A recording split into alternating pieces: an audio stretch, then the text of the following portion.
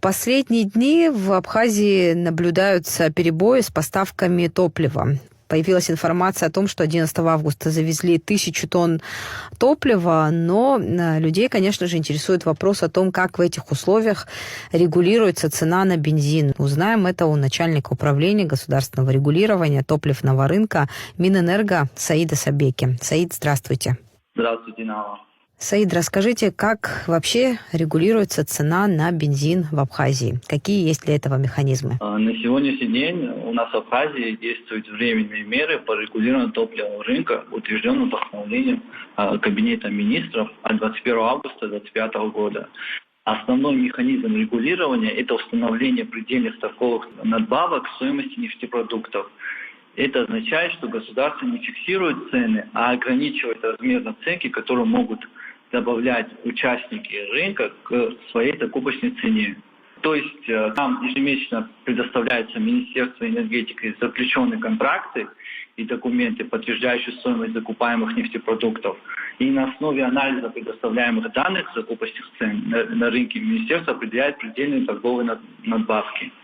А как вообще контролируется и как эти механизмы вообще работают? Как проверяются автозаправочные станции? А вдруг кто-то, допустим, в каком-то городе завышает цены? Как вы это сейчас, особенно сейчас в условиях дефицита? Есть ли возможность вообще проверять? Управление государственного энергетического надзора занимается мониторингом, отслеживает АЗС по всей республике Абхазия. В случае повышения цен, согласованного, исходя из постановления, действующего постановления, применяется, оперативно реагируется на ситуацию и устанавливаются цены, которые мы устанавливаем для всех сетевых компаний.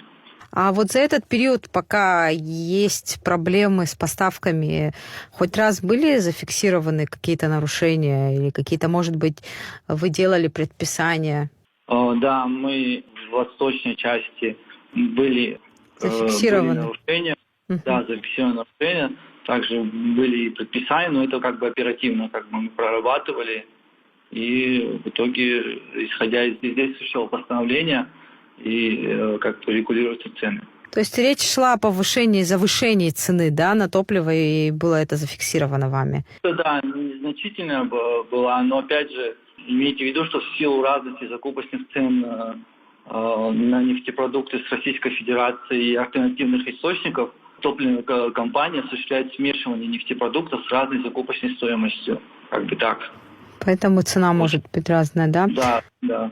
Но в этих условиях вы сейчас активнее наверняка работаете, потому что в стране вот такая ситуация складывается, поставки, объемы ограничены, и, конечно, люди пытаются быстрее кто-то запастись хочет, и, конечно, это такой вот повышенный спрос, и кто-то может этим воспользоваться, недобросовестные продавцы, и, может быть, в этих условиях как-то надо активнее Минэнерго работать. Как вы вообще это можете прокомментировать? Сейчас много работы у вас.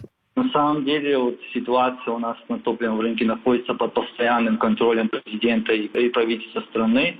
Министерство энергетики продолжает контролировать ситуацию. Приоритетной задачей ведомства все-таки остается бесперебойное обеспечение страны топливными ресурсами. В рамках своих полномочий министерство предпринимает все усилия для минимизации резких ценовых колебаний. Благодарю, Саид. Спасибо за информацию. Спасибо вам. Напомню, что это был начальник управления государственного регулирования топливного рынка Министерства энергетики Саид Сабеки. Мы говорили о том, как регулируется цена на топливо в Абхазии.